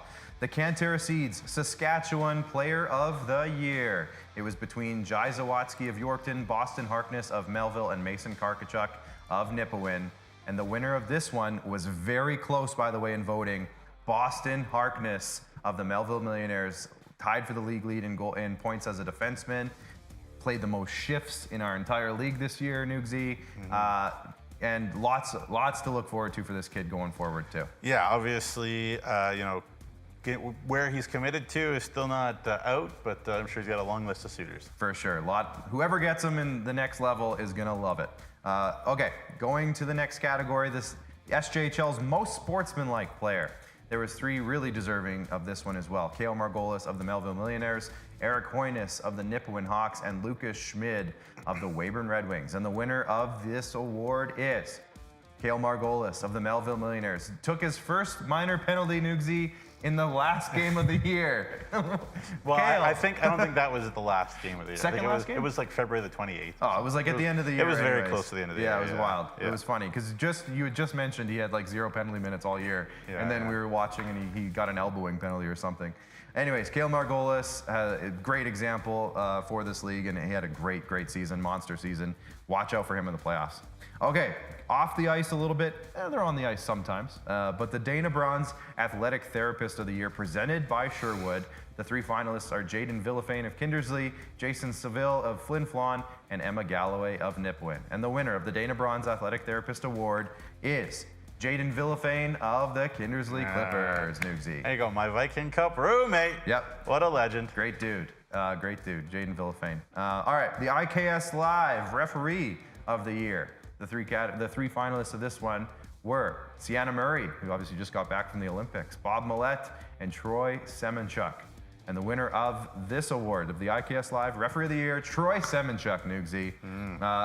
You got any words for Troy? Yeah, he obviously Prince Albert dude, refs in the CFL as well. Right. So 2-way ref, kind of like we talked about Danton Cox being... He's the Bo Jackson. Danton Cox is the Shohei Ohtani of players, and Troy Semenchuk is the Shohei Ohtani of... He's the Bo Jackson. Referees. He's the Deion Sanders. Yeah, of well referees. Yeah, and Paul Raycroft, the Director of Player Safety, wrote a few blurbs, was kind enough to do that on the website. So check on SJHL.ca right now. Yeah. The Lines Person of the Year is obviously just the SJHL Lines Person of the Year. Alex Clark, Tanner Hoffman, and Mark Guittard. The winner is Alex Clark, Nugsy. Alex Clark wins the Lines Person of the Year. Yeah, of course, she was an official at the Olympics. Officiated, into the medal round too, and obviously does a terrific job in our league. Her and Michelle McKenna and Sienna Murray jumped right off the airplane from Italy and back into SJHL games. Toughness from Saskatchewan, from the booming metropolis of Drake, Saskatchewan. But yeah, congratulations to Alex. I know somebody from Drake. There you go. Remember Danny Ewan? Oh yeah, there you go. Drake. Yeah. Now, if I said that wrong, he might be from a neighboring town, and that's probably really offensive, but I'm pretty sure he's from Drake. I have no idea where he's This from. one's not a surprise. It's already been announced. We already know this one, but the Leo Parker Leading Scorer Award is going to Gabriel Corshane of the Yorkton Terriers. Of course, he jumped up just past Ewan Rennie right at the end of the year. Of course, we talked about it. Ewan Rennie missed a couple of games. Gabriel Corshane took advantage, but Nugsy, a 19-year-old, all the sorts of skill, does everything in the offensive zone very well. This player is special, and 19-year-old could be back next year. Look out. Yeah, I mean, really special. Came from the Q and just been terrific. Terrific, and of course, one of the elite lines all season long. Any 3 of those players very well deserving of awards this year. And finally, this one is an interesting topic. It's an interesting category. Could have gone a lot of different ways, more than just the 3 finalists, but the Saskatchewan Construction Safety Association Coach of the Year. The 3 finalists, again, lots of coaches getting votes, but the 3 finalists, Mike Reagan of the Flin Flon Bombers, Tad Kozin of the Nipawin Hawks, and Connor Logan of the Battlefords Northstars. Of course, you have Mike Reagan, been in the league a long time. Tad Kozin has built this Nipawin team up to what it is today. Connor Logan, he's a relative newcomer, just got here, but a very impressive season this year for Battlefords. And the winner is Connor Logan of the Battlefords Northstars, the newcomer, the rookie. Boy, did he impress, though. We've talked to him a few times throughout the year. Every time you talk to him, you come out of it saying, man, that was a good chat. He really seems to know what he's up to over there. And for what he was able to do with Battlefords this year, I think it goes without saying he's very well deserving of this award, Nugsy. Yeah, obviously terrific to be such a young guy.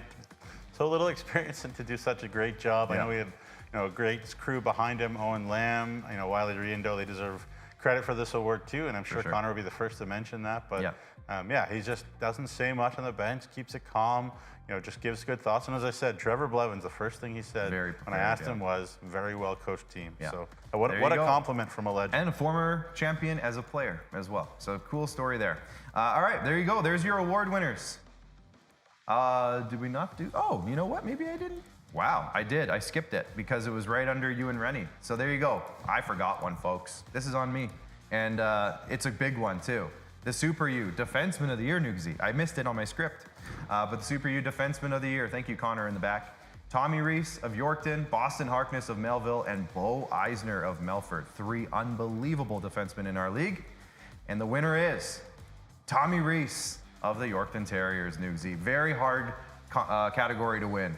There was multiple people who were deserving of this award. Tommy Reese comes out on top, though. Again, another 19-year-old. Watch out for him next year as a 20-year-old, but very good player. A tough award to win. Yeah, obviously there's a lot of great defensemen in our league, but Tommy was the best from start to finish. I remember, going to the Martinsville Western All-Star Challenge, and by the end, I was like, that was just the Tommy Reese event. Like, he was the head and shoulders the best player on the ice again. And the Yorkton Terriers are in great shape because they have Tommy that they can just throw out there. Yeah, for sure. He can do it all. Okay, that's the awards. So there you go. We've done the breakdowns. We've done the awards. When we come back, we're going to be joined by presenting sponsor of the playoffs, UPL's Tony Dalglish. He'll join us. We'll wrap it all up right after this break. Stick around.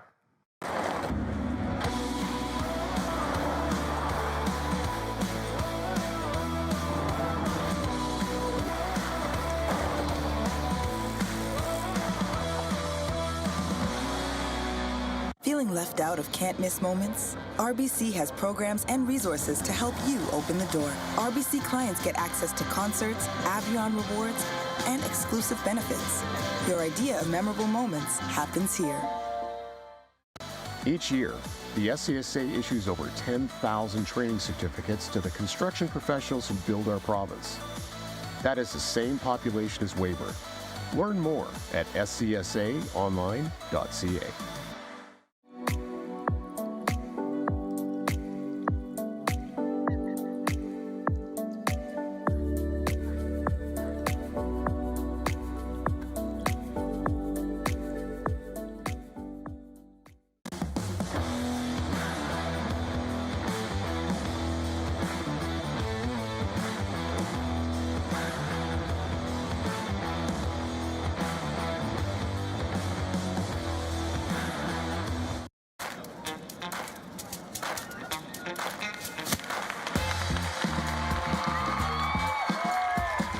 Ticket you buy funds programs all across Saskatchewan, like arts and culture. Buy your tickets today. Introducing SaskTel Student Saving Tips. Tip number 138. You could build your own pallet furniture. So you're living on your own. You gotta save money by building furniture with pallets.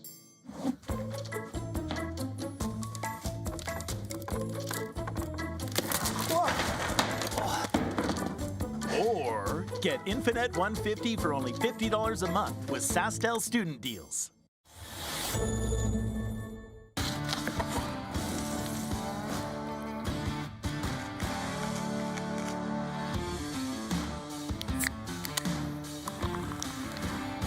Original 16. Celebrate things done well.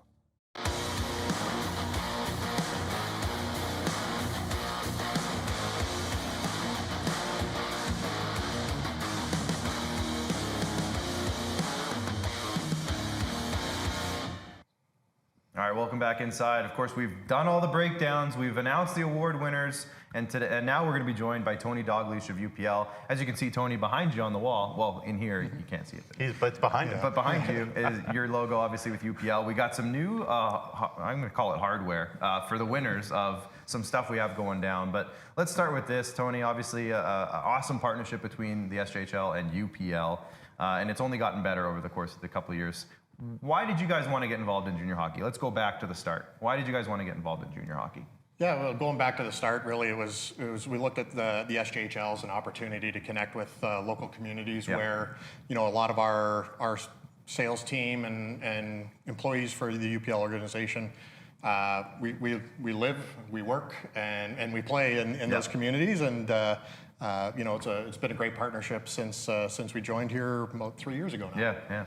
Yeah, absolutely. Now, I guess just talk about, I know he's outgoing, but I know a big piece of all of it was the work that Jacob Faith, our Director of Marketing, did. So talk about your relationship with him, relationship with Kyle, and how much those relationships kind of really give you confidence to fully engage with the SJHL too. Yeah, when we first met with both Jacob and Kyle, it was just great right out of the start. You could tell their passion for the league, their passion for the growth of the organization, and there's a lot of commonality between what they were trying to do with the league and what we're trying to do with our organization and the work we do with the communities where we operate. So it was you know, it's really synergistic right out off the start, and you know, with Jacob moving on to a new role, we're happy for him, but at the same time, you know, the work continues, and it's been great working with Kyle. Absolutely. Now, for those that don't know, maybe if you're just joining us, what does UPL do for the people out there? Yeah, so we're a crop protection manufacturer. We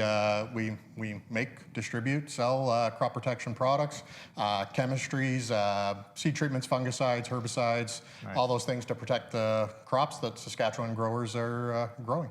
What's the new one? Can you tell us about the new one? Yeah, we're launching a new fungicide here. I'll flip the hat around. Yeah, I guess first off, show them the hat, because this is going to come in handy in a little bit. You guys might want this. Yeah, it's a great looking hat, kind of an homage or an addition to the hat we ran last year's hat, and we can the legend. Get some, you know, start building a collection here. Yeah. But yeah, so we're launching a new fungicide here this year called Teleron DC, a new product that can help Saskatchewan farmers protect their canola and cereal crops, and really excited about it. There you go, putting fun in the fungicide. Yeah. Well, Nugsy, you won the show in that one. Last year, speaking of fun, last year, not only are you the presenting sponsor of the playoffs, but we had some fun stuff as well going on throughout the playoffs. It wasn't just putting your name on it. It was actively involved every night. And as Nugsy knows, it was a lot of nights that we were talking, okay, who's the UPL performer of the night tonight? UPL Overtime Challenge. Get those posts out there for these hats. So this was last year's hat, of course, as we mentioned, last year's playoff Overtime Challenge hat. This year's playoff Overtime Challenge hat, of course, it's this blue one. Great crest in the front, and of course you got the Teleron on the side, UPL on the other side. Great hat, super great material. So we're back with the playoff challenges. So can you, from your perspective, can you tell us what those were, if you remember correctly from last year? Overtime playoff performers. Yeah, so we kind of ran two challenges with the same time, same award. So playoff performer of the night. I don't envy the position you guys were in, having to pick those performers on a nightly basis. But you know, all the players, a lot of positive feedback. I was at a game in Yorkton last year, and Grandpa was wearing the hat. He was so proud of his grandson for winning it. So a lot of positive feedback around it. So thought we'd run it back again. And then the OT challenge, basically any game that goes to overtime, get on social media. Yeah, pick the winner.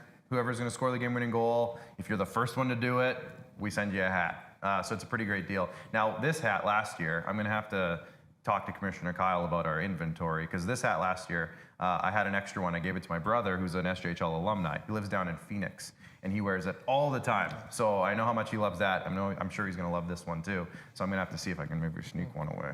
But it's for an SJHL alumni. It's fine. So, Tony, obviously, a lot of excitement with those challenges, but you get out to the rinks and stuff as well too, right? Your team, they go around the communities a little bit throughout the playoffs. What's that like for you guys? Yeah, it's been a lot of fun, and we're really excited about coming up here Friday kicking it off here. We got working with another one of your partners here with Canterra Seeds. We work closely with them. lot of our herbicides work well with their seed portfolio, so it's again another synergistic relationship. And out at Yorkton, we invite everyone to come out. Yorkton, we got a little initiative going on there called a Farmers Night Out, and there's an opportunity. There's a shoot to win, chance to win a fair bit of seed and chemistry for your farm, and just overall, it's going to be what a synergistic partnership we have in this league. Hey, that's a good word to use, but UPL, Canterra Seeds, they work together. We're working together. All three of us working together. The farmers are the winners in the end. Everybody's a winner in the end. Yeah. But yeah, no, it's a great partnership. Obviously, we had a lot of fun with it last year. You did the Farmers Night Outs last year too, right?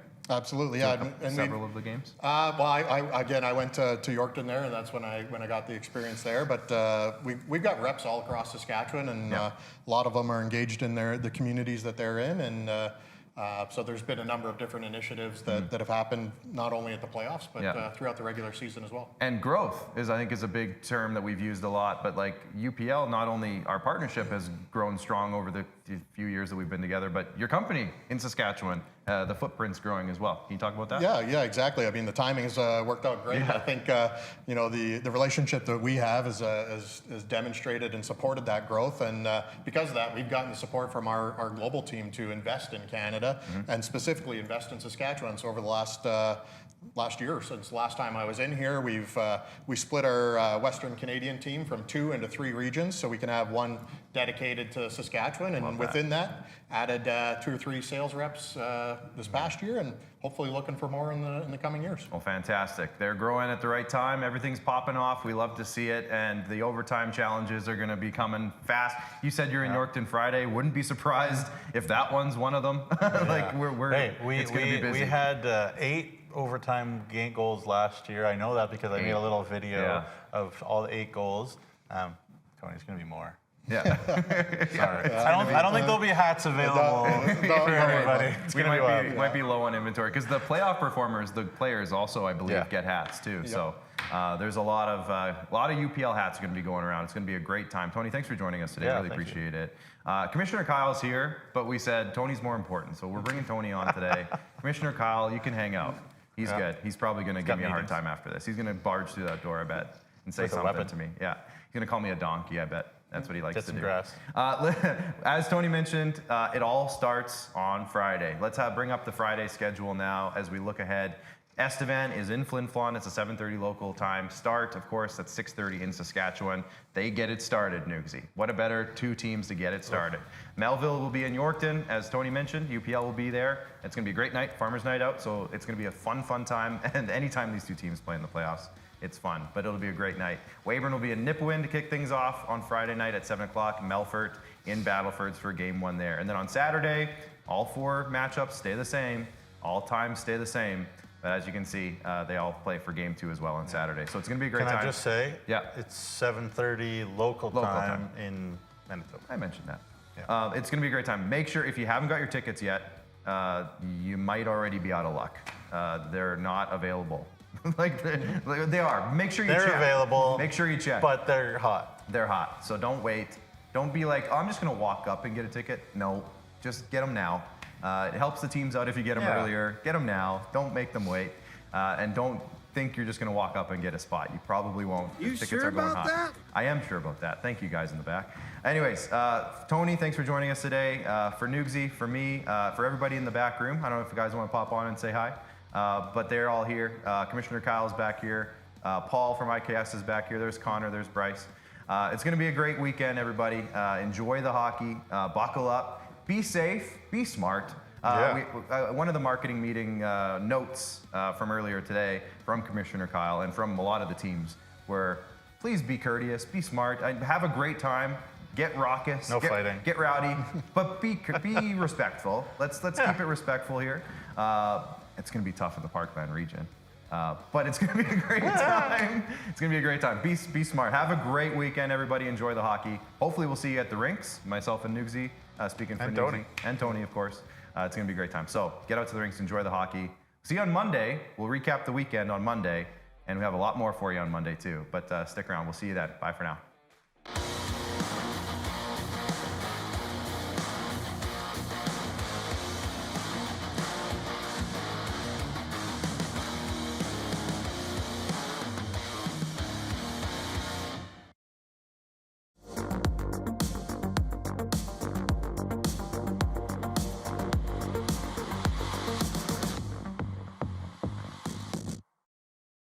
that'll do it. Yeah, that'll do it. Yeah, I'd say that'll do it. Yeah, I'd say that would do it.